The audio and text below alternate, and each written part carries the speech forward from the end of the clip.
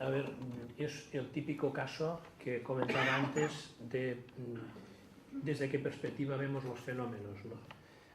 Plantearse si las denuncias anónimas son eficaces o no es relativamente absurdo, porque donde existen se demuestran como eficaces. ¿A quién le preocupa que una denuncia sea anónima? Pues al autor del hecho corrupto, no le preocupa a nadie más. ¿Cuál es la reflexión académico-teórica sobre el tema? Si esto, de acuerdo a la ley de enjuiciamiento criminal, patatín, patatán, estamos poniendo el carro delante de los bueyes, estamos poniendo problemas procesales a posibles soluciones que podrían servir. Sobre todo si tenemos en cuenta otro factor, que es que el marco de actuación ya no es un marco de actuación estrictamente español, lo que comentaba antes Luis. Estamos en un mundo global, por lo tanto los hechos son globales y nos podemos encontrar perfectamente con una denuncia anónima que esté siendo tramitada pues, en una corte londinense o en Estados Unidos y que afecte a españoles, y no iremos a poner excepciones allí de acuerdo a la ley de jurisdicción del foro español, ¿no? Por lo tanto, tendríamos que empezar a abordar estas problemáticas con una mentalidad global, pero sobre todo poniendo el objetivo en los resultados, intentando hacer posible aquello que hoy por hoy, por cuestiones de barroquismo jurídico, pues parecen imposibles, pero que en realidad, si la señora Merkel puede hacer cambiar la Constitución en una tarde, podríamos modificar toda la ley de enjuiciamiento criminal en el mismo tiempo. Yo estoy de acuerdo con lo que dicen, solo añadiría que España es uno de los pocos países que no tiene una, o sea, independientemente de la presencia de canales anónimos de denuncia internos, es el único, uno de los pocos países que no tiene una ley integral de protección del whistleblower. No es solo la comodidad, la posibilidad de que se mantenga el anonimato y la denuncia, sino la protección posterior frente a eventuales represalias. Lo importante, entiendo que no es tanto el anonimato en sí, sino que se mantenga reservada la identidad de una institución. Por ejemplo, tenemos un 11% de denunciantes que nos piden que se les reserve la identidad, que se mantenga, que no trascienda, se satisface escrupulosamente esa demanda, y yo creo que trasciende esa confianza para que la gente haga denuncias a instituciones públicas, es decir, me refiero a denuncias externas, con esa comodidad y con esa confianza. Es básico. Yo quería añadir un punto a lo que ha comentado la compañera, y es cierto. Vamos a ver, hay unos conceptos que en las empresas creo que hay que darle una vueltecilla, y también hay que escribirlo, ¿no? Porque aquí no, esto es confidencial. No, bueno, hay cosas que son confidenciales, cosas que no, cosas que son confidenciales en un ámbito.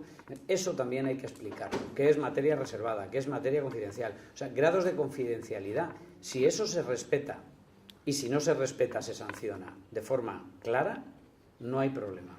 No hay problema. Y de verdad, como canal, las estadísticas demuestran, miras las estadísticas de cualquier estudio hecho por consultoras o por instituciones, con mucha diferencia, te hablo de unas divergencias del 30-40% frente al siguiente punto, que suele ser o canales de auditoría interna o sistemas informáticos que detectan patrones, pero con muchísima diferencia es el canal de denuncias bien montado. Pero eso, tipificando qué es lo que hay que denunciar y protegiendo a la persona que emite esa primera información, porque además siempre que recibes ese tipo de información está incompleta y tiene una pequeña obvia carga de rabia que hay que degradarla, y hay que ir a la parte objetiva y cuantificada, y ya está. Pero desde luego los elefantes se cazan así.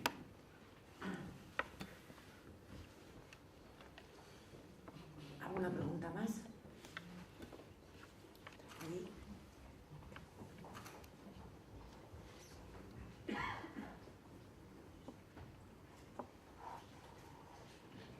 Sí, pues entonces un poco, ¿qué es lo que falla en este país? Porque claro, hay tantos imputados, el nivel de percepción de corrupción tan elevado en la ciudadanía,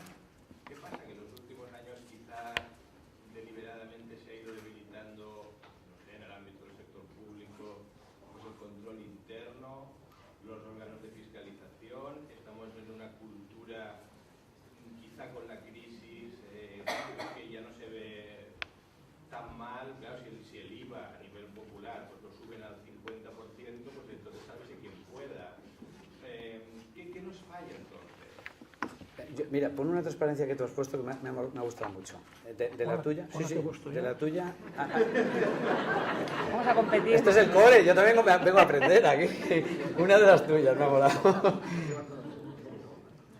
A ver, la de los porcentajes, esa, ponla en grande esa. Es que va muy en línea con lo que tú comentas. Esta. Mira las dos frases, mira cómo molan. Dice, se considera, esto es así, o sea, es el resultado, nos lo plasma aquí el compañero tal cual. Se considera afectado personalmente por la corrupción y en España dice el 63% que sí, o sea que hay, el resto no, ¿vale? Y dice, considera que la corrupción está muy extendida y luego el 95%. Vamos a ver, o sea, exacto. Volvemos a trabajar con los porcentajes, que mi niño no come un buen porcentaje, pero esto, ¿cómo se come? Y bueno, ya, la Comunidad Europea ya te partes. 26%, 76%. ¿Cómo puede ser esto? O sea, ¿cómo puede ser que yo no me considero, o sea, o sí me considero, fijaos, la medida europea dice, se considera afectado personalmente, o sea, los encuestados en la Comunidad Europea dicen que el 26% que no me considero, pero está muy extendida. Entonces, ¿qué? Es como quien, no, yo puedo robar, pero, o sea, yo sí, pero tú no. Si yo robo sí sé. Si tú robas, a la cárcel. Una cosa que has dicho es importante. ¿Qué es lo que está pasando? Pues lo decía, creo, Warren Buffett, ¿no? Pues que ha dejado de llover y la marea ha bajado. Y había gente que no tenía bañador. Es decir, lo que está saliendo ahora no es que fallen los controles, no. Es que ha habido aquí un cachondeo absoluto y total. Y por eso decía que yo estoy optimista porque hay parte de la maquinaria que está empezando a funcionar. Y también es verdad que hay parte, como bien dices, de la maquinaria que sigue sin funcionar. Y sigue sin funcionar muy arriba. ¿Vale? No voy a dar cuerpos, pero se sabe. O sea, no puede ser que en el Tribunal de Cuentas hay unos inspectores espectaculares que los hay. En todos los órganos de supervisión los hay. Inspectores de Hacienda, los majos, los hay. Cuando digo los majos, profesionales, no pero van a lo que van. La policía, la Guardia Civil, vamos a ver, muchos atascos se producen porque de repente la Guardia Civil sale en la operación retorno y todos somos presuntos delincuentes. Entonces, Juan pisa el freno y toma cola. Es así, que están para proteger, tío, seguir, ala. Si vas bien, no pises el freno, pero ves el tema verde y te pones nervioso. Entonces, en este país, yo creo que el funcionariado profesional es de altísima calidad, lo digo de verdad, pero cuando llega la cosa arriba es decepcionante, y cuando digo arriba, algunos arribas, pero de jueces estrellas, bueno, pues hay jueces estrellas que hacen las cosas bien y otros que no. Entonces, fallan cosas, pero lo que sí yo creo que estamos de enhorabuena es que antes parecía que los malos solo eran en Estados Unidos y porque era muy grande, y ahora vemos que no. En mi opinión, a ver, en primer lugar, este cuadro es un cuadro que lo que describe son percepciones. Las percepciones son subjetivas y efectivamente yo no. Este es el principio básico. ¿Qué es lo que está fallando? Pues probablemente, al menos a partir de estudios que nosotros efectuamos, es lo que indican, la transición política no ha terminado. Hemos hecho, aunque se diga lo contrario, se ha hecho una mala transición. ¿Por qué? Porque no se ha construido un buen sistema público, porque este sistema público está secuestrado por unas élites dirigentes formadas en aparatos de partidos políticos que cuentan con satélites económicos, que son, en palabras de algunos economistas, élites extractivas. Y este fenómeno es algo que nos diferencia claramente de nuestro entorno geopolítico natural, que es el entorno geopolítico europeo. Un ejemplo. En Francia los directores generales de la administración y los prefectos son funcionarios. Aquí no. Aquí son cargos de confianza. ¿Surgidos de dónde? ¿Con qué capacidades? La expresión esto es lo que pide el territorio, que la oyes en los cuadros políticos, significa esto es lo que tenemos que hacer para contentar a nuestros votantes electores de la zona que yo domino. Es una dinámica de pastor-rebaño. Esta no es una cultura política madura y tampoco es una cultura económica madura. Esto que estoy diciendo lo sabe todo el mundo, no se puede decir en público porque esto es ponerle un misil a la línea de flotación del sistema, pero es la verdad. Entonces, lo pueden pintar como quieran, pero tenemos un sistema de representación política que está en realidad bastante podrido por su base. ¿Por qué? No porque los representantes políticos sean corruptos por naturaleza, sino porque el sistema se basa en un modelo que necesita alimentarse de estas técnicas para continuar sobreviviendo. En este sentido yo soy menos optimista que Luis, porque creo que hasta que no le demos una vuelta al diseño del modelo político, esto tiene difícil solución. Y les voy a poner un ejemplo. Mientras nos estamos preocupando por si es frecuente llevar billete de 200 o no en el bolsillo, etcétera, etcétera, nosotros estamos trabajando en un caso de corrupción que tiene como instrumento vehicular los bitcoins. Ustedes saben que en China no se puede sacar capital de China en cantidades superiores a $50.000. Están utilizando los bitcoins para hacerlo y se están haciendo inversiones que escapan a cualquier control de comunicación automática.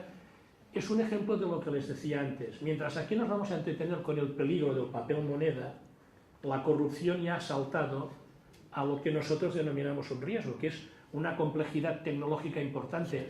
Las criptomonedas tienen distintos problemas. Primero, no hay un regulador que nos permita referenciarlas. Segundo, son divisibles hasta lo infinitesimal, con lo cual permiten comerciar electrónicamente de un modo que no es factible en el mundo físico. Y en tercer lugar, es completamente anónimo. Y aunque veamos anécdotas en los periódicos, se ha hundido un operador de Bitcoin en los mercados asiáticos y tal, la realidad es que esto está funcionando. Y hay operadores de narcotráfico que están utilizando criptomonedas, en este caso no son bitcoins, es otra criptomoneda, pues para blanquear dinero, porque esto permite saltar a mercados de juego electrónico sin ningún tipo de problemas. Mientras nos estamos preocupando por el blanqueo de capitales instrumentalizado en papel moneda de tal o cual medida, el mercado ya ha reaccionado y está operando en otros ámbitos. El tráfico de datos de bases genéticas es un tema que va a estallar. ¿Por qué? Porque evidentemente hay productos hemoderivados que son la base de la obtención de datos genéticos. Esto da muchísimo dinero. Y esto necesita un fondo de alimentación que proviene del sector público sanitario. No está en el sector privado. España tiene una estructura tanto de trasplante de órganos como de donación de sangre que no es la misma que de otros países de nuestro entorno. En otros países de nuestro entorno esto se compra y se vende. Con lo cual es un servicio-producto que da lugar a unos márgenes muy interesantes para según qué tipo de mercados. Mientras nosotros estamos pensando en el médico del centro de asistencia primaria que está estafando 3 horas a sus usuarios, los mercados sanitarios están trabajando ya con otras cuestiones. Son los riesgos. Por lo tanto, sinceramente, yo muy optimista no puedo declararme, pero sí que es verdad que si somos capaces de empezar a darle la vuelta al diseño estructural, algunas ventajas podríamos obtener. Yo estoy en un término medio entre el optimismo y la depresión profunda. Coincido en el análisis de que hace falta un cambio estructural. Yo creo que tenemos, entre los datos que se barajaban del Eurobarómetro, se decía, tenemos un problema de que no sabemos qué corrupción tenemos, pero tenemos, eso sí lo sabemos, una percepción absolutamente negativa. Un 95% de la población cree que la corrupción es un problema muy extendido frente al 76%, que es la media de la Unión Europea. Pero en cambio, si le pides a la gente cuántas peticiones de soborno ha tenido en los últimos 12 meses, tenemos un 2%, que es muy bajo, frente al 4% de media de la Unión Europea. Por lo tanto, tenemos un problema de percepción. ¿De dónde surge esa percepción tan negativa? Yo pienso que si tenemos en cuenta que tenemos unos índices de corrupción judicial y de corrupción policial relativamente muy bajos, es decir, no somos México, aquí no se pagan mordidas, o como mínimo eso es residual. Si tenemos unos índices de corrupción funcionarial administrativa relativamente aceptables y tenemos unos altos índices de corrupción política. Por eso la percepción sale tan alta, porque la gente tiene una desconfianza absoluta hacia los políticos que se identifican como corruptibles en grado sumo. ¿Qué podemos hacer contra esto? Pues probablemente estamos en un dilema, estamos en un círculo vicioso que precisamente deberían romper los propios partidos políticos, es decir, quien toma decisiones porque estamos en un país, coincido con Ramón, en que la partitocracia se ha instalado con una fuerza terrible, seguramente a causa de nuestra herencia de los 40 años. Con lo cual, ¿cómo se rompe el círculo vicioso y nos instalamos en un círculo virtuoso? Por eso digo que yo estoy en la media. Si miro el ejemplo sueco y pienso que los suecos pudieron hacerlo, pienso ¿por qué no nosotros? ¿Qué sería necesario? Hombre, entiendo que si básicamente tenemos un problema de financiación de partidos políticos, tenemos un problema de administración pública patrimonializada, un problema de administración pública poco meritocrática, esas reformas estructurales, ¿de dónde las sacamos? Evidentemente, de la presión social, para empezar, es decir, una sociedad civil que yo creo que sí da muestras, y ahí soy optimista, de cierta vitalidad, de cierto compromiso y de cierta mirada para adelante, pero también de liderazgo político y de una situación de crisis. La crisis la tenemos, una sociedad activa, civil más o menos comprometida, yo creo que también, y liderazgo político, bueno, pues habrá que ver. De momento no sé si tenemos un liderazgo decidido, aquí muchos Mandelas yo no veo, pero yo quiero creer, y por lo tanto creo que debemos esforzarnos desde la sociedad civil y desde aprovechar las oportunidades de la crisis. Por tanto, optimismo moderado. Complemento respecto de la pregunta anterior, porque creo que en Expansión se publicaba, creo que hoy, un artículo que no he tenido tiempo de leer, sobre garantías legales para ser el soplón de la empresa. No he tenido tiempo, por tanto, de analizarlo, pero pues, si a alguien le interesa el tema, pues le proporciono la fuente. ¿Alguna pregunta más? Bueno, pues agradecer a los tres ponentes que además han cumplido con el tiempo estupendamente y muchísimas gracias por vuestra exposición, que ha sido muy clara y nos ha dado muchas pistas. Muchas gracias. Gracias.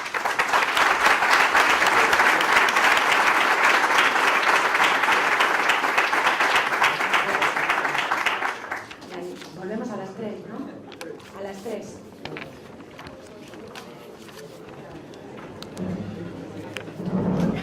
Sí, les quiero una foto a los cuatro.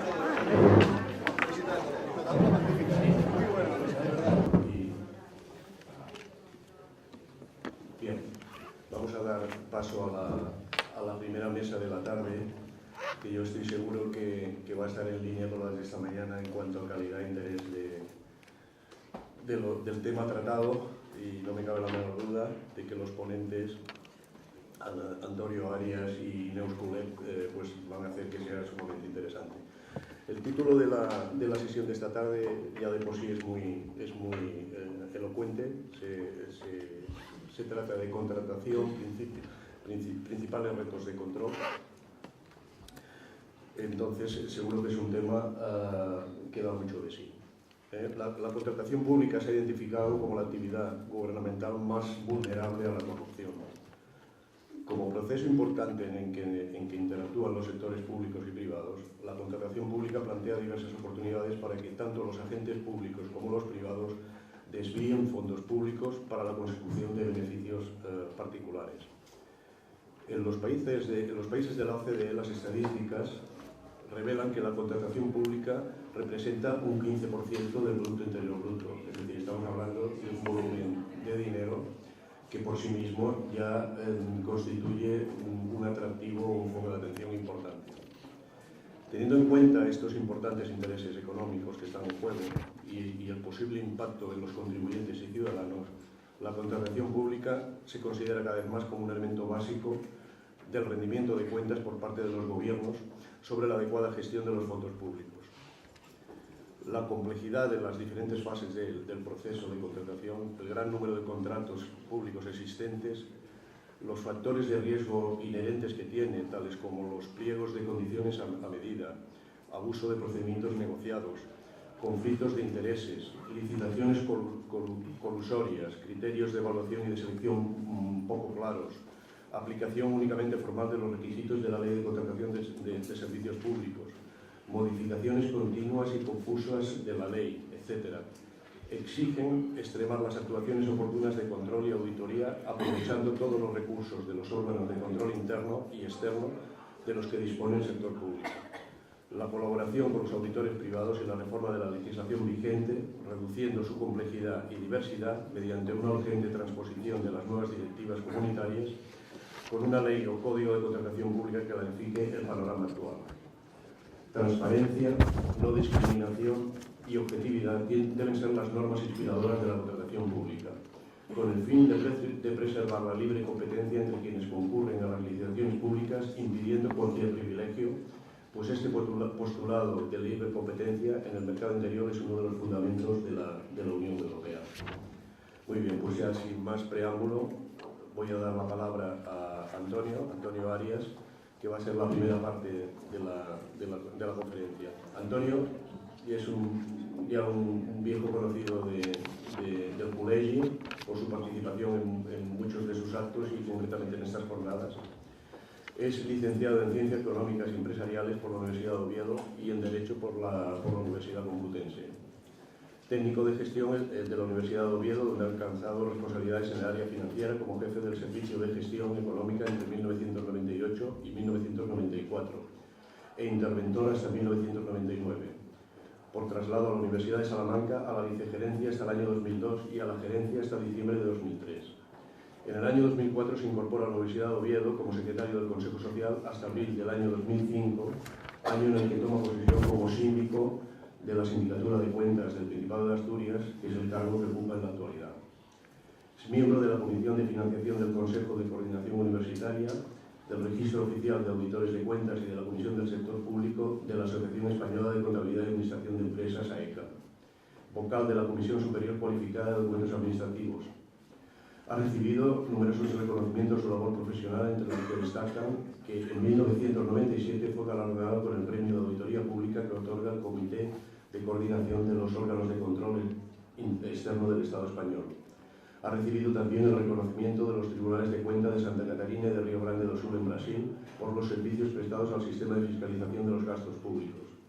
Y en el año 2009 la Asociación de los Tribunales de Cuentas de Brasil lo admitió como miembro y le concedió el collar de mérito por los servicios prestados a su servicio de control externo. Ha publicado también el libro El régimen financiero de las universidades. Su blog, que yo de vez en cuando miro y me sorprende la actividad que tiene, la gran actividad que tiene, recibió el premio de nuestro Col·legi a la mejor comunicación de temas relacionados con la transparencia. Muy bien, pues ya te paso la palabra, Antonio, que entiendo que en tu exposición realizarás un decálogo de aquellos aspectos en los que está incidiendo los órganos de control externo y el Tribunal de Cuentas. ¿Se oye bien? ¿Se oye bien? Sí. Es decir, que esperemos que la próxima vez que me presentes puedas decir que soy colegiado de este ilustre colegio. Estoy comprometido ya desde hace tiempo y un día por otro lo iré dejando, pero queda aquí mi compromiso público de si me admitís. Toda la salida ya te no, pero tengo que hacer un formulario, enviarlo a no sé qué, y un día por otro, como es por internet, esto de la e-administración a veces tiene su cosa y estás dejando. Es un servicio administrativo muy eficiente. Bueno, agradecer al colegio, como no puede ser de otra manera, personalizado en don Daniel Faura, la invitación, ¿no? Que es muy grato venir, hubiera venido de cualquier manera.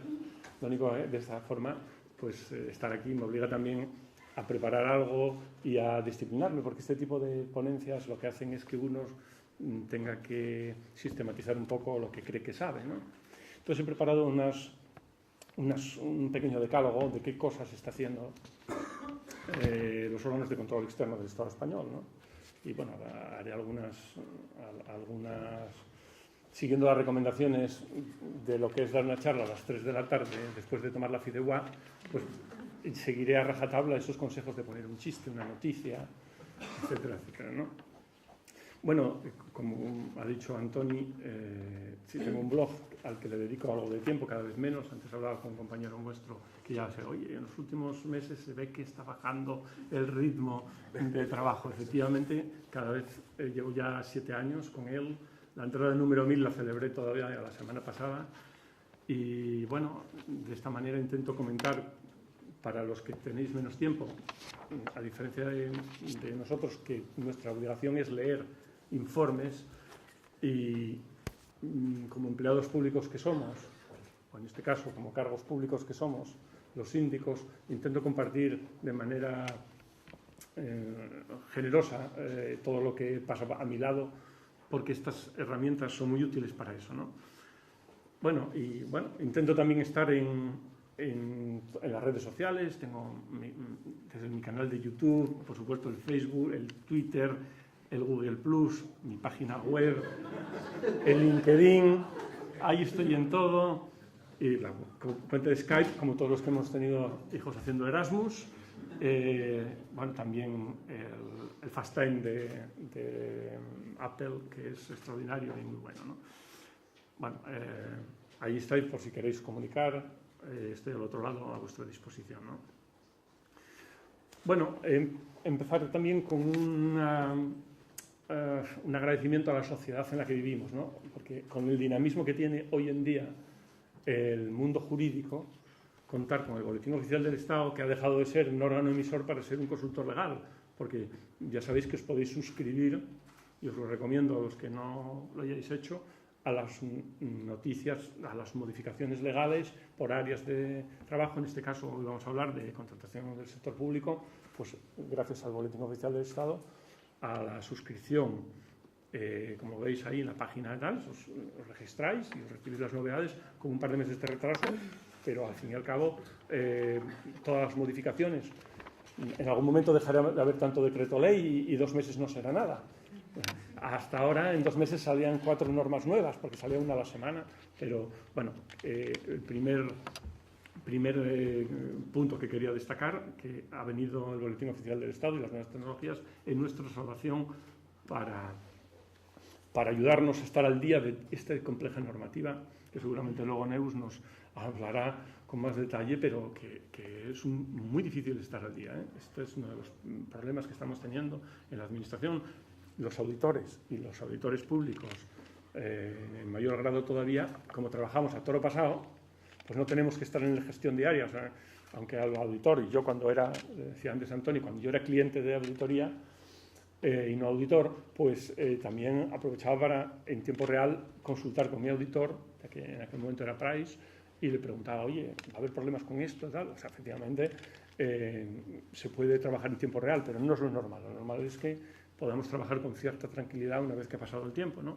Bueno, esto es un poco el decálogo que os he planteado. He intentado que tenga alguna vertiente más financiera para que en vuestro trabajo podáis tener algún criterio distinto, no muy leguleyo, y con una introducción preliminar que ya paso directamente a comentar, ¿no? Bueno, esta primera diapositiva venía a recordarme una de las ventajas que tiene el PowerPoint. El PowerPoint es un invento genial, no para los asistentes, sino para los que tenemos que decir algo, que nos va recordando lo que tenemos que decir. Hoy se vota en Castilla-La Mancha la supresión de la Sindicatura de Cuentas. Y bueno, quería hacer un pequeño elogio institucional, no es hacer política, sino sencillamente un elogio institucional a la labor que hizo durante 20 y pico años la Sindicatura de Cuentas de Castilla-La Mancha. Y ya que vamos a hablar de contratación, tiene un muy buen informe, el del ejercicio 2011 sobre el sector local, de la contratación del sector local. Es muy buen informe y ahí encontramos un buen decálogo de los problemas de las administraciones locales allí, ¿no? Hay otros más, destaco alguno de la Comunidad de Andalucía, de la Comunidad de Madrid y de Castilla y León, ¿no? Son 3 informes, aludiremos, pero quizás uno de los más importantes sean los del Tribunal de Cuentas. Bueno, pues como yo también había visto en el programa que me tocaba intervenir a las 3, pues para despertar al público había pensado algo que yo empiezo a hacer con bastante frecuencia, con demasiada, que es criticar un poco a los medios de comunicación. Lo ha hecho hoy Carles Ramió con mucha inteligencia en la primera ponencia de la mañana, y plantear al público y también a nuestro moderador y presentador, para ponerle en un brete, a ver qué está pasando por ahí fuera, qué dicen los medios y si somos capaces de adivinar de estas noticias cuál es la falsa. No es fácil, ¿eh? Está muy reñido, muy reñido. Estate atento, Antoni. No hay nada preparado aquí. Nada. El Tribunal de Cuentas critica el secreto del CNI, cuestiona sus contratos y que acuda a las consultoras en vez de formar su personal. Lo que está criticando aquí es la utilización del procedimiento negociado sin publicidad. Y claro, en este caso el diario El Mundo, si no recuerdo mal, eleva lo de sin publicidad, secreto, etcétera, ¿no? Bueno, esta es la primera noticia. La segunda es de La Vanguardia. La Vanguardia es un gran periódico, lo reconozco. Pues La Vanguardia pone de relieve que una universidad española, utilizando el patrocinio público-privado, la famosa PPP, ofrece compartir su nombre a un patrocinador privado. Pero claro, tienen el problema de que Dures, la compañía de preservativos, ofrece 10 millones de euros anuales, que no es mala cosa para una universidad, que resolvería muy bien sus problemas de sostenibilidad, en varios sentidos. Me acaba de salir un juego de palabras.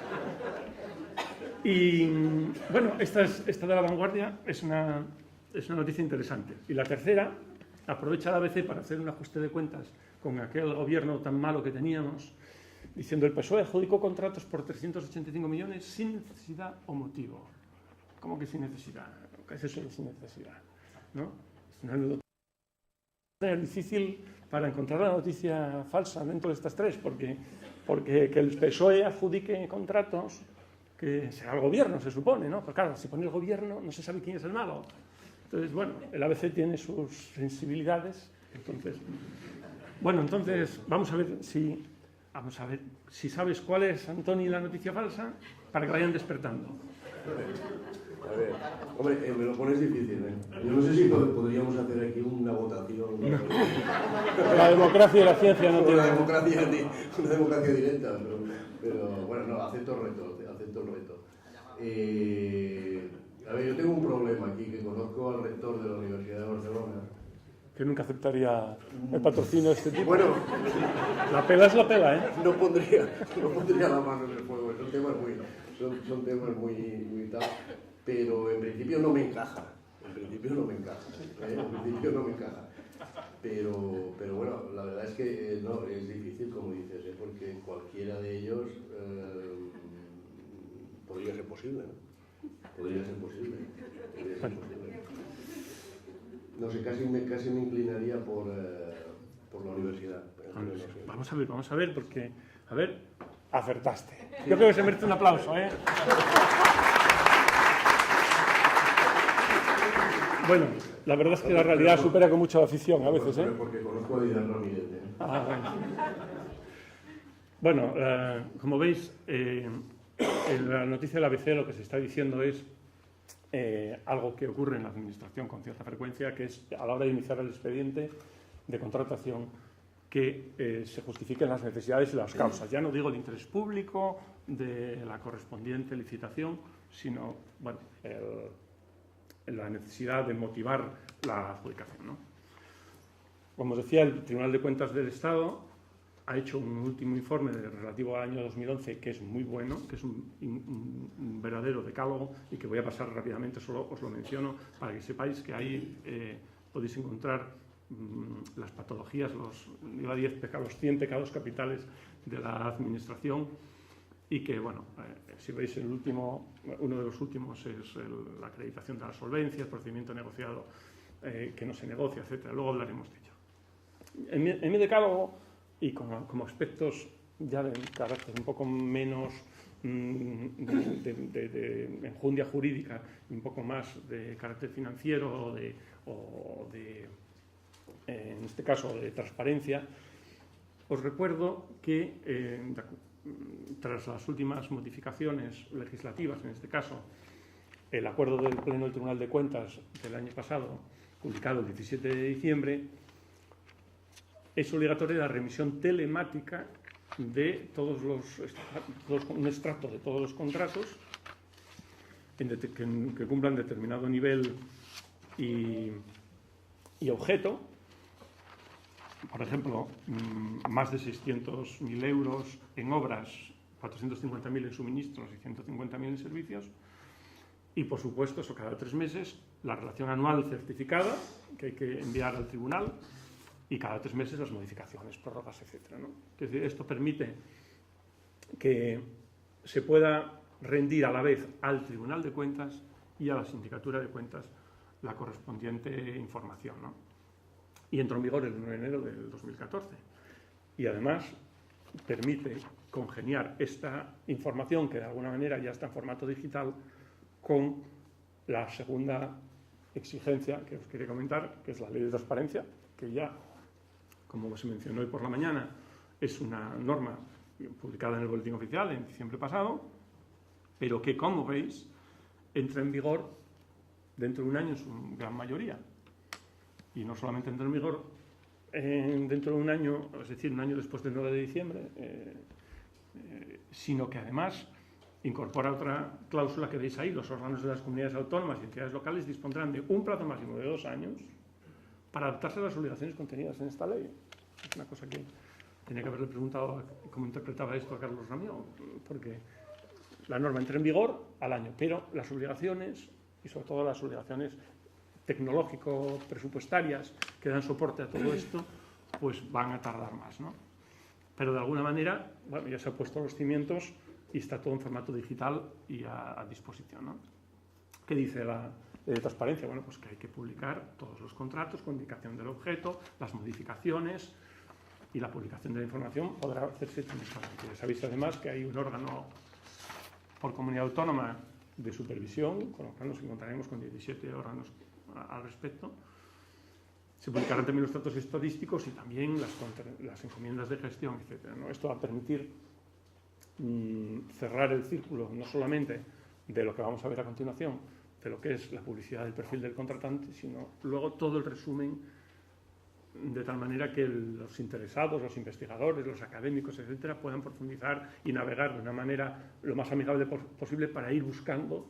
Bueno, pues cada uno buscará lo que quiera, pero lo que está claro es que desde el punto de vista de la supervisión política municipal, la autonómica, uno puede buscar ahí todo lo que quiera para saber si hay algún tipo de reiteración, de fraccionamientos, de relaciones privilegiadas con empresarios y tal. Eso podrá verse, y yo supongo que dentro de 2 años formará parte del trabajo habitual de los que quieran supervisar ese tipo de trabajo. Una segunda referencia quería hacer al órgano de control interno. Al control interno, y hacer 2 cosas aquí. Primero, una referencia a un informe interesante que hizo la Sindicatura de Comptes de Cataluña, un informe sobre la labor del control interno en los ayuntamientos medianos, por así decir, de 20.000 a 100.000 habitantes, y al papel del órgano de control interno, que Forges refleja maravillosamente en este chiste, ¿no? No solamente está el informe de Cataluña, hay otros 2 informes muy buenos, uno de la Comunidad Valenciana, varios de la Comunidad Valenciana, donde especifica qué tipo de trabajo están haciendo, y no solamente lo especifica, sino que lo supervisa y determina si los órganos de control interno están haciendo bien su trabajo, ¿no? Es un trabajo difícil que tienen que hacer. Esa cercanía con el gestor no es fácil, y además ser supervisor, ¿no? Eso es una labor que debemos de estar siempre, desde el punto de vista del control externo, apoyando, ¿no? Y de este último informe que os digo de la Sindicatura Valenciana, hace una semana publicaba esta estadística de los reparos de los interventores y de los secretarios, el de abajo de los secretarios y el de arriba, el cuadro de arriba de los interventores. Como veis, en su inmensa mayoría son de contratación, 1.504 en relación de contratación, y los de los secretarios también 242, ¿no? Es una estadística interesante, pero que detrás de cada uno de estos hay un expediente, hay una motivación, etcétera, y hay que elogiar cómo hacen este tipo de trabajo. Tercer apartado que quería mencionar, y lo reseño con una noticia de la Generalitat de Cataluña y de un informe de la Sindicatura de Cuentas, ¿no? Y los gastos de carácter plurianual. Este es un aspecto donde la legalidad no ha llegado con detalle a dar soluciones precisas, ¿no?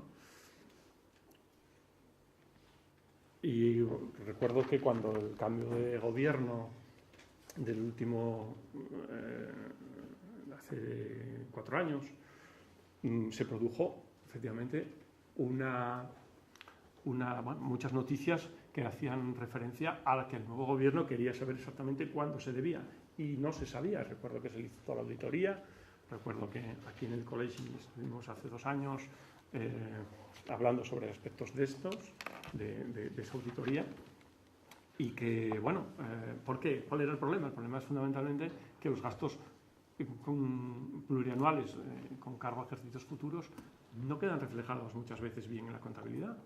Entonces, bueno, esto es algo que se planteaba y si os fijáis en un artículo fantástico de La Vanguardia de hace unos años, con bastante rigor técnico, que en la prensa a veces estos asuntos los trata de manera muy superficial y sin embargo aquí vemos, si veis en esta columna, el año en que se va a acabar de pagar todas esas infraestructuras que veis ahí. El Palacio de Justicia, pues ya llevaría varios años jubilado yo cuando se termine de pagar. Y las autovías estas, etcétera, ¿no? Y los viarios. Bueno, esto es un problema. ¿Por qué? Porque tú puedes trasladar, bueno, toda esta doctrina de la injusticia generacional. Bueno, pues tú puedes inaugurar y ganar elecciones con el dinero de los próximos, ¿no? Bueno, este es un aspecto que ha sido muy criticado por los órganos de control externo, porque efectivamente en una situación de alegalidad y que tiene que ver mucho con el uso de la ingeniería financiera, ¿no?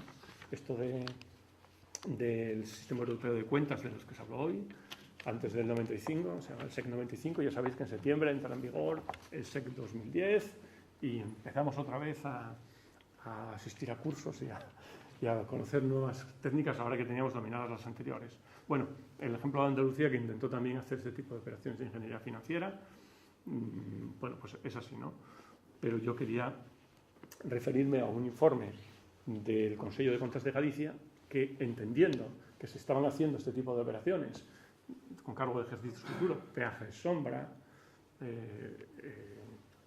concesiones administrativas a muy largo plazo, pues pidió al Parlamento que regulara de una manera seria y con algunos incluso que es una cosa original, le planteó diversas alternativas de cómo podía hacerse. Oiga, si usted quiere regular esto para que se pague en 20 años, habrá que dejar un tope máximo del capítulo segundo para pagar, o deberá ir en función del Producto Interior Bruto lo que se puede trasladar a ejercicios futuros, etcétera. Le propuso una serie de medidas que me consta que están implementándose y que además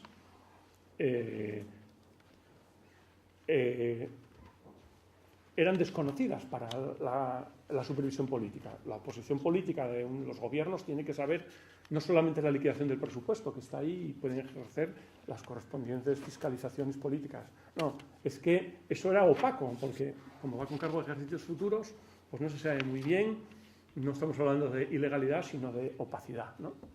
Y bueno, este tema es un tercer aspecto que quería mencionaros, donde los tribunales y las sindicaturas están intentando incidir para que se tome nota. Respecto a la publicidad de la contratación, ya sabéis que con las nuevas tecnologías el perfil de contratante, tenemos a veces cierto error en llamar el perfil del contratante, que quizás era como tenía que haberse llamado, pero lo que dice la ley, cómo se llama, donde se anuncian estas cosas, es el perfil de contratante. Bueno, pues el perfil de contratante, la Sindicatura Valenciana hizo un interesante informe al respecto, pidió obviamente que ese perfil sea accesible fácilmente e inmediatamente, es decir, sin tener que pasar páginas sucesivas, escondido, no, tienen que estar al principio, fácil, con ese nombre, perfil de contratante, para que el usuario de esa información pueda, o el contratista, el empresario, pueda ir rápidamente a buscarlo. Obviamente tiene que quedar claro el sellado de tiempo, una de las labores, porque claro, a veces pensaréis, bueno, y esto, sí, muy guapo, pero puede haber alteraciones, puede que luego se vista a posteriori que se hizo la publicidad, porque claro, el problema de estas cuestiones tecnológicas a veces no dejan rastro. Pues tiene que haber un sellado de tiempo con un modelo de garantía al respecto, confirmados electrónicamente, y bueno, sobre este tema cada vez está habiendo más trabajo. Bueno, incluso la Cámara de Cuentas de Aragón, que también está haciendo ya trabajos con cierta rapidez, ya se incorporó al mundo de los órganos de control externo hace 4 años, pues ya en informes se está fiscalizando que el perfil de contratante se esté haciendo correctamente. De lo que es la ejecución, quería destacar un aspecto nada más, por mencionar de los muchos, ¿no? Que es la cesión ilegal de trabajadores. Una llamada de atención que hizo el Tribunal de Cuentas hace unos años, en el 2009, con una moción importantísima que tuvo mucha repercusión, porque se estaba encontrando cantidad de procedimientos laborales donde la administración pública tenía que hacer eso de fijos indefinidos no fijos, ese invento jurisprudencial de la jurisprudencia social que inventó esa historia, el indefinido no fijo, para aquellos empleados que demandaban, aquellos empleados de una empresa que demandaban a un contratista por haber producido cesión ilegal de trabajadores. Ya saben, recibir órdenes directas del contratista principal y que, bueno, se estaba produciendo por centenares. En el caso, por ejemplo, de la Oficina de Patentes y Marcas, creo que fueron 190 personas las que entraron por la puerta de atrás en la administración con este modelo. ¿Por qué? Porque, como os imagináis, en este mundo tan tecnológico de las patentes, las marcas, etcétera, se necesitaban contratar ingenieros, etcétera. Entonces, los ingenieros acababan, eran contratos externos, pero que a lo mejor las vacaciones se las firmaba el jefe. Ahora, no su jefe directo de la empresa, sino el contratante. Con lo cual era una prueba preconstituida sencilla de que había cesión ilegal de trabajadores y que la compañía había entrado directamente en la organización, etcétera, ¿no? Bueno, pues dice un toque de atención muy importante. Recordaba que no se deben de impartir órdenes directas al personal de la contrata, sino a través del empresario o del director correspondiente. Y, fruto de eso, en uno de los primeros decretos leyes del gobierno Rajoy dictó una exigencia para que todas las administraciones tuviesen, y esto creo que muy pocas lo han cumplido, unas instrucciones para dictar a su personal para evitar la cesión ilegal de trabajadores. Que esto es el Estado hizo los deberes muy bien, hizo una muy buena instrucción donde pone de qué cosas se pueden hacer con un lenguaje normal, nada rebuscado, sino, oiga, usted, por favor, no le firme nunca las vacaciones a alguien que no es funcionario, si es una contrata, ¿no? Cosas tan sencillas como esas, ¿no? Y luego algunas otras, la de Aragón, también de la Diputación General de Aragón, era muy buena. Perdón, aquí me he ido. Bueno, quería mencionaros la cesión ilegal de toda la ejecución y de hace una semana, esta noticia de prensa, donde el alcalde de Orense tenía 5 arquitectos allí, una serie de arquitectos trabajando en el plan de ordenación urbana. Claro, los tenía físicamente localizados en la oficina de urbanismo, como pasa en muchísimos ayuntamientos. Cuando se acabó el contrato de la elaboración, supervisión, ejecución del planeamiento, fueron obviamente despedidos y acudieron a la jurisdicción social, que les dijo: no, ustedes son empleados del ayuntamiento. ¿Por qué? Porque departían con el público, supongo que con el concejal recibirían instrucciones tal. Cesión ilegal es un tema que no me canso de cuidar porque es un tema delicado, ¿no? Y para que veáis de rabiosa actualidad. Sexto, las encomiendas de gestión, ¿no? Las encomiendas de gestión son una herramienta muy importante sobre lo cual los tribunales están incidiendo mucho. Hay un informe muy reciente del Tribunal de Cuentas de España que lo primero que pide es que se acabe con la confusión de lo que es la encomienda de gestión del procedimiento administrativo, de la ley de procedimiento, de la encomienda de gestión como herramienta, lo que llaman la contratación in-house, la herramienta más importante que tienen aquellas administraciones que tienen una empresa pública a la que pueden hacer encargos, ¿no? Bueno, el aspecto de las encomiendas de gestión bueno, es un aspecto que ha sido trabajado por los tribunales en varios informes, ¿no? Pide el cambio de denominación. Claro, pide otra cosa que vosotros ahora diréis, ¿no? Esto es incongruente. Dice: oiga, no se utiliza esto para suplir las deficiencias de plantilla. Oiga, las oposiciones están congeladas, no se puede contratar gente y resulta que tampoco puedo hacer una encomienda de gestión. ¿Cómo resuelvo yo mis problemas que tengo elecciones dentro de un año? Bueno, pues efectivamente. El tema de las tarifas de las encomiendas de gestión también es un tema que han abordado los tribunales. Es decir, oiga, que sean costes reales, porque yo puedo estar financiando de manera opaca a una empresa pública a través de encomiendas de gestión por precios muy superiores a los costes reales, ¿no? El propio Cámara de Cuentos de Navarra, que es un órgano muy interesante, que hace informes cortos, muy buenos, y desde hace ya 30 años, analizó hasta los costes para saber si se estaba produciendo alguna financiación y sobre todo para evitar esto de las ayudas de Estado, de la Unión Europea, etcétera. Pero bueno, voy rápido. El procedimiento negociado sin publicidad.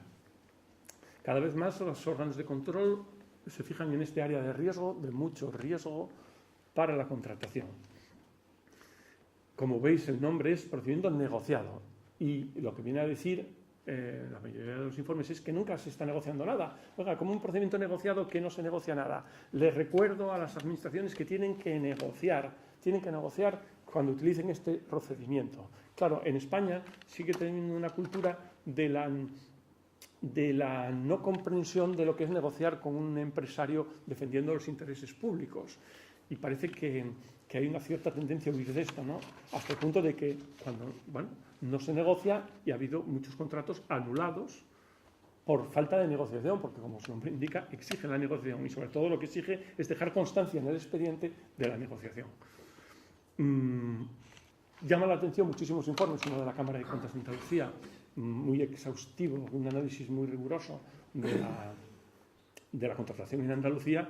Oiga, que se está, por medio de este tipo de contratos, de procedimientos negociados sin publicidad, reiterando contratos un año tras otro de lo mismo, con lo cual ustedes lo que están encubriendo es una necesidad permanente con contratos de este tipo. Y ese señor, ya sabéis, acaba en los tribunales de lo social y le acaban metiendo por la puerta de atrás. El tema de las tres ofertas. El tema de las tres ofertas, en el caso de los procedimientos negociados sin publicidad, pero también el de los contratos menores, pues también es un problema. Y aquí os remito a algunas afirmaciones de los informes, ¿no? Con muchísima frecuencia pido tres ofertas y solo me contesta uno. Esto, yo que he sido gestor, en torno aquí mi mea culpa de que eso yo lo he hecho. Y bueno, los tiempos han cambiado. Tiene razón hoy Luis Rodríguez de Deloitte cuando nos decía que estas cosas que pasan ahora, hace 20 años, hubieran pasado desapercibidas, no se sabía que existían. Hoy en día no se atreve casi nadie a cosas de estas, o como ha pasado en Asturias, encargarle a la misma empresa que te traiga las tres ofertas, ¿no? Esta es una patología de la que tenemos que huir, pero que yo he de reconocer que hace 20 años también lo hice, porque fui gestor. Oye, mira, tengo mucho lío, me han encargado esto, ¿me traes tú las tres ofertas? No, eso no debe de ser así y hay que combatirlo. Pero cada vez, ¿cómo se detecta eso? Bueno, primero te dan las tres ofertas, pero otros ni siquiera te la dan. O sea, ya saben que es para fulano, para mengano, y no te dan. Entonces solo tienes una respuesta, es un indicativo intuitivo, pero indicativo de que algo no está funcionando. Se está imponiendo cada vez más el concepto de la buena administración, el principio de la buena administración, que es un principio comunitario, que nos exige, primero, oiga, si usted va a pedir tres ofertas, ¿por qué no pide 5 o 20? Es más, usted tiene el perfil de contratante, una paginita muy guapa, ¿por qué no la pide? Y tal. Entonces, las buenas prácticas ahora, y se mencionan muchas ya en lo que es la práctica administrativa, veo a Neus que igual aquí nos van a mencionar alguna, pero es verdad, no tiene casi coste hoy pedir más ofertas. Antes era un problema porque se hacía todo por escrito, es decir, por correo ordinario y tal. Ahora las cosas van por internet, rapidísimas, no sé. Entonces, están pidiendo, oiga, no se limite usted a cumplir la formalidad de pedir estas ofertas, intente conseguir más. Y bueno, esto puede parecer un poco el buenismo de los órganos de control, pero es también un poco nuestra misión, recordar cosas de ese tipo. Bueno, respecto a los contratos menores, ya estoy casi terminando. Bueno, decir que es una patología clara de nuestra administración. Os menciono también otro informe de la Cámara de Cuentas de Andalucía. Problema, cuando son prestaciones similares, pero están alejadas en el tiempo o en el espacio. Me explico. Encargo aquí una obra como contrato menor. Al mes siguiente encargo en el pueblo de al lado otra. Yo tendría que haber encargado a las dos a la vez. Bueno, no hay identidad de objeto, pero alguien puede decir, oiga, la administración que planee las obras en enero, que aunque sean obras pequeñas, se pueden adjudicar todas al mismo licitador y con una cierta economía de medios, etc. Bueno, cada vez más los órganos de control externo están diciendo eso. Yo a veces me quedo con la sensación de que nuestro trabajo a veces es un poco demasiado formalista, ¿no? Porque también, como comentaba antes con un colega vuestro, la misión de la política a veces es visitar a los alcaldes y decir, ¿qué necesitas? Y necesito que me arregles esto. Y yo, como consejero del ramo, se lo hago. Y voy al pueblo de al lado y ese quiere arreglar otro camino. Y entonces yo entiendo su posición y se lo hago, etc. Y nadie puede decir que yo el 1 de enero planee y hacer todos los caminos de Cataluña de menos de 50.000 euros. Para hacerlo en una sola licitación y ofrecerlo por 5 millones de euros.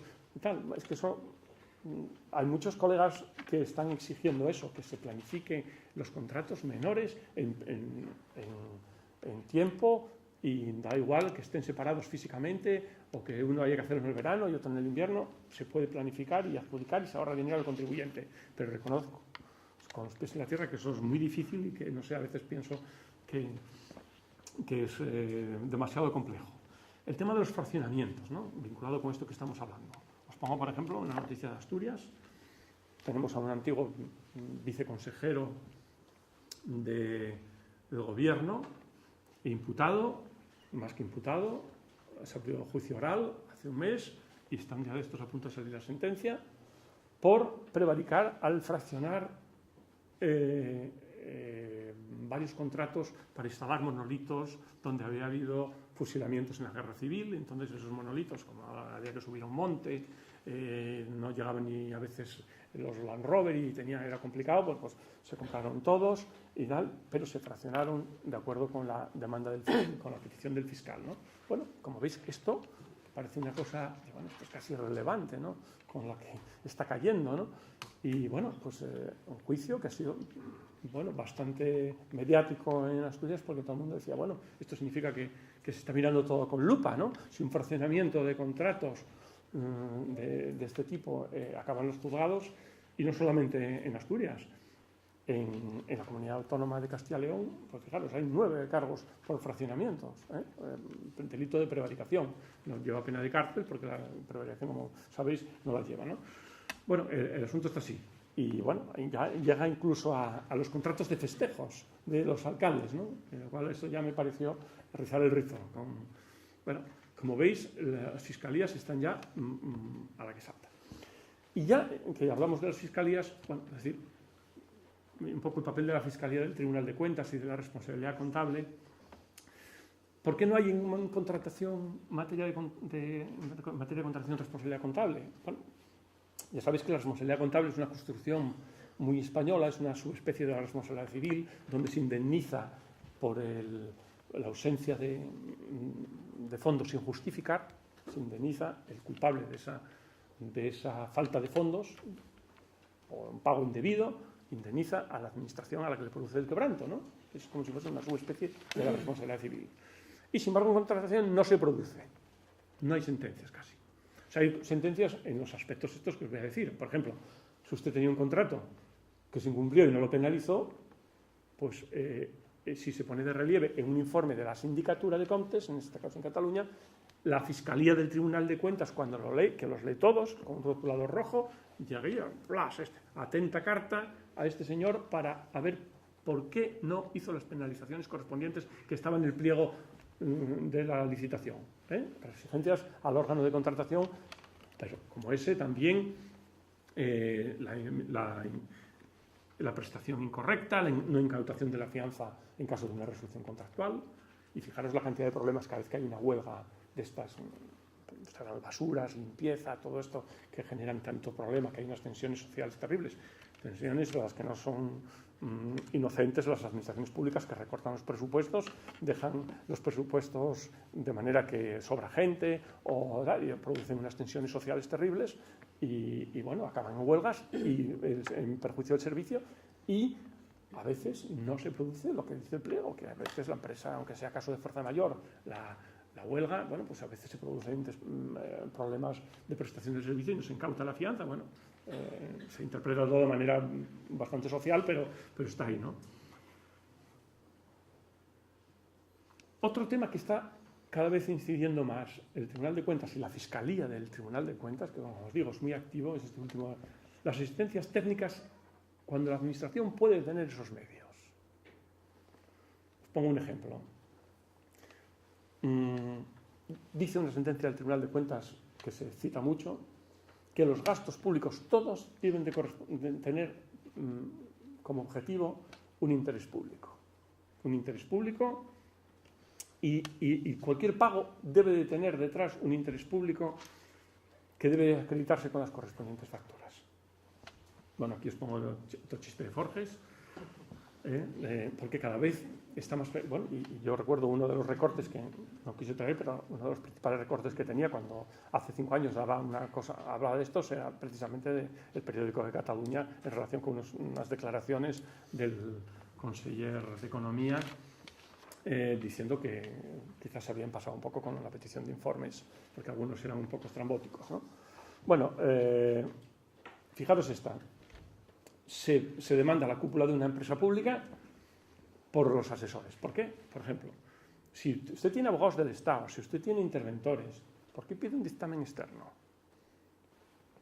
¿Por qué acude a, por ejemplo, otra cosa que se hace mucho? Los gobiernos quieren promover una nueva normativa sobre no sé qué y piden un dictamen al catedrático de la asignatura correspondiente para que les diga por dónde ir. Bueno, pues usted tiene ese tipo de funcionarios, tiene un veterinario jefe, tiene este tipo de personal en la administración porque no lo utiliza, porque tiene que acudir a esos otros, ¿no? Cada vez que la Fiscalía se encuentra esto, inicia diligencias con gran espectáculo mediático, ¿no? Porque claro, cuando se entera la prensa, inmediatamente, de acuerdo con la sensibilidad política de cada medio, aprovechan para cuchillar, usted está procesado, usted está imputado, etc. Bueno, efectivamente, las diligencias de la Fiscalía pueden exigir que te conteste y el tema puede quedar archivado, pero puede continuar, como el caso que hemos visto antes del fraccionamiento, si no das una explicación razonable y verte en la apertura del juicio oral, ¿no? En este caso, la empresa pública gastó 2 millones de euros en abogados externos, cuando seguramente los tendrían en plantilla. Bueno, esto es un problema que cada vez es más frecuente. Ya sabéis que la responsabilidad contable exige acreditar un daño efectivo, evaluable económicamente, etc.